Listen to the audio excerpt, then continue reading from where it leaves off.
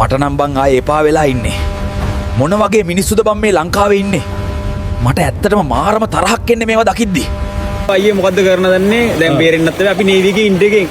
ආයෙම දැව්ව කට්ටියත් එක්ක උඩට ගිහලා කතා බහ වෙලා එල්ල එක වාට්ටම ගණින්ගුව කියන්නේ අම්මට දකුණේ කැරි මේකයි කිය.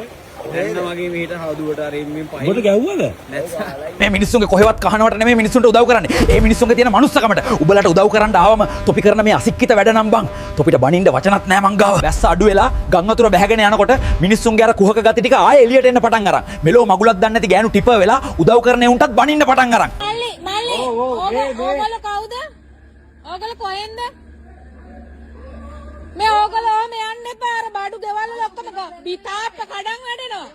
මොකද්ද ඔයගොල්ලෝ වේගෙන් යන්නේ? ඔයගොල්ලන්ට සෙල්ලම්ද මේක? බලන්න නිකන් මුකුත් කරන්න ඕනේ. ඕගොල්ලෝ යන්නකෝ කරුණා කරලා. යන්න. ඔක්කොම බඩු ඉවරයි. යන විදිහට ඔක්කොම පෙරලෙනවා.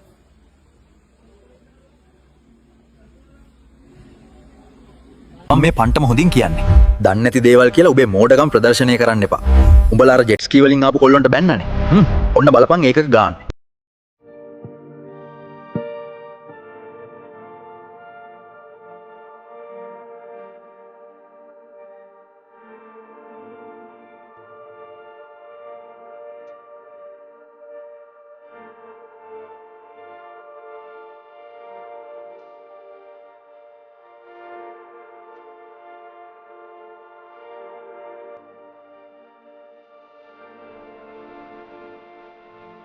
වෙට්ස්කී එකක් අඩුම මම දැක්ක විදිහට මිලියන 3ක් විතර වෙනවා. ඒගොල්ලන්ට පිස්සු නෑ. ඒච්චර වටන එකක් ගම් වතුර පැදලා ආතල් ගන්න. ඒ සෙට් එකේ හිත හොඳ කමට ඒ වගේ නුඹලට උදව් කරේ. මෙච්චර කල් හොයාගන්න නැතුව හිටියේ එවුන්. දැන් එනවා වගකීම් ගැන කියවන්න. ඕන මහනගර සභා භූමිය තුල හරි. മന്ത്രിවරුත් දන්නේ නැතුව මේ මෙහෙම දෙයක් සෝෂල් මීඩියා එකේ ඔක්කොම දාලා මෙතන മന്ത്രിවරු 22 දෙනෙක් ඉන්නවා. ඔයා අපි දන්නේ. මම ඊයේ මේවන එතන අපි කතාලා ආදී ඔයගොල්ලෝ කවුද කියලා අපෙන් අහලා අනිමන්ත්‍රණ මේ ඔබතුමා එහෙනම් ගහගෙන ඉන්නේ මම මන්ත්‍රී කියලා ගහගෙන යනවනේ මම පිළිගන්න ඔබ මන්ත්‍රී කියලා. කෙරුවනේ කෙලින්ම.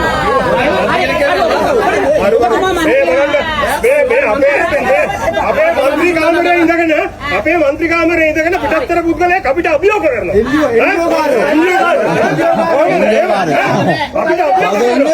කොමසාරිස් යන්න ඕනේ දැන්. මෙයාට දීලා තියෙනවා. මෙයාට මේ භූමිය දීලා තියෙනවා නම් කොමසාරිස් නෙහෙන් යන්න ඕනේ. ඒ වැඩේට නගර සභා භූමිය දුන්න හින්දා කොමසාරිස් යන්න ඕනේ. මාර තර්කයක් කොල්ලෝ කෙල්ලෝ ටික එකට එකතු වෙලා හොඳ වැඩක් කරද්දී උඹලට කැහිල්ලනේ. ඇත්ත කියා හම්බන්. උඹලගේ ඇස්වල කටුවන්නවා වගේ නේව දකිද්දී.